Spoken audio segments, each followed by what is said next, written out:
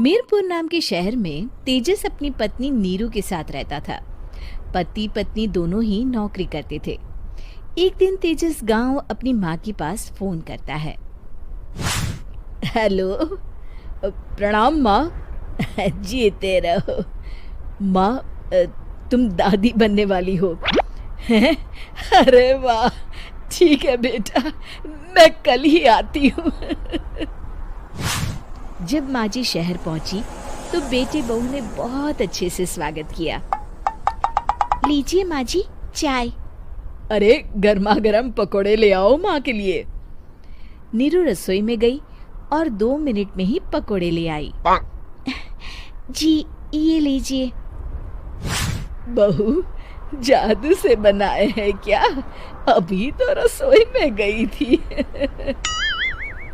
Yummy. माँ जी, शीला रसोई में पकोड़े तल रही है, मैं बस लेकर आई। हे भगवान, मेरा धर्म भ्रष्ट कर दिया तूने। अब तो गंगा जल से शुद्धिकरण करना होगा। दूसरे दिन, माँ जी मैंने नाश्ता बना दिया है, ऑफिस जा रही हूँ। पर अभी तो घर का सारा काम पड़ा है। शीला आती ही होगी, झाड़ू पोछा बर्तन कपड़े वो सब कर लेगी। हमारे जमाने में घर का सारा काम हम ही करते थे। जी माँ जी, आप बहुत होशियार हैं, मैं घर ऑफिस दोनों नहीं संभाल पाती। तो जरूरत क्या है घर से बाहर जाकर चाकरी करने की? वैसे भी घर का काम खुद करने से घर में बरकत आती है, समझी? पर माँ जी। पर वर कुछ नहीं, इस महीने की पगार मिले फिर ऑफिस बंद। हाँ।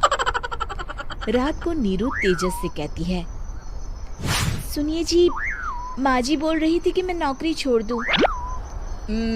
वैसे ठीक ही तो है, अभी तुम्हें आराम की जरूरत है। फिर भी आराम कहाँ, शीला को छुड़ाने के लिए बोल रही थी। तो अब 24 घंटे में इतना काम तो कर ही सकती हो। पर जॉब पसंद है मुझे, घर पर मन नहीं लगेगा। अगले दिन जब दोनों ऑफिस के लिए निकल रहे थे, मेरी तो कोई कीमत ही नहीं है इस घर में। माँ जी, आजकल महंगाई बहुत है, रहन सहन भी बदल गया है, दोनों नौकरी करते हैं तभी ठीक रहता है। अच्छा, तू कहना क्या चाहती है? मेरा बेटा तुझे बिठा के खिला नहीं सकता? तू ही इस घर का खर्च चला रही है, हैं? नहीं माँ जी, मेरा वो मतलब नहीं था।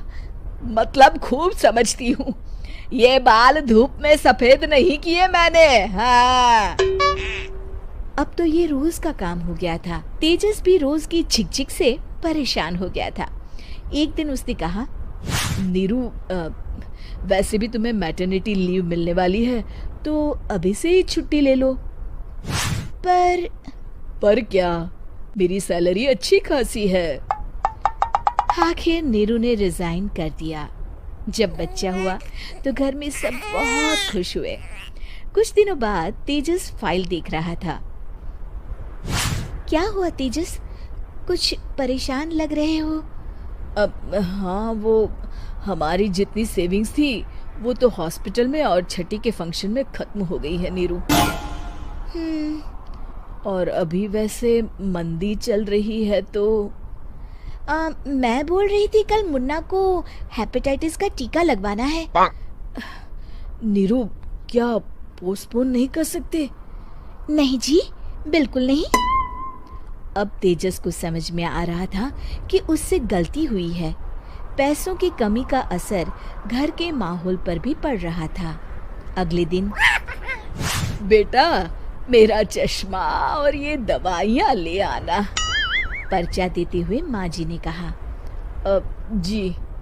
तेजस, मुन्ना के लिए दूध का डिब्बा और डायपर भी ले आना, और ये किराने के सामान की लिस्ट है, इसे भी लाना है। तेजस गुस्से में लिस्ट मरोड़कर फेंकता है और चिल्लाता है, पैसे क्या पेड़ पर उगते हैं? ये ले आना, वो ले आना। अरे पर ये जरूरत का सामान ही है। वो गुस्से में बिना कुछ कहे ऑफिस चला गया। अरे लंच तो ले जाइए। नीरू दौड़कर डिब्बा पकड़ाती है।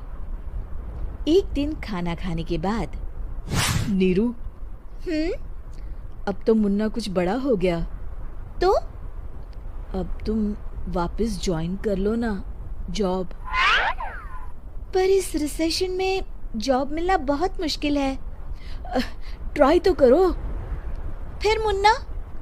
माँ जी है ना, और एक फुल टाइम मेड भी लगा लेंगे। पर माँ जी, उन्हें तो पसंद नहीं।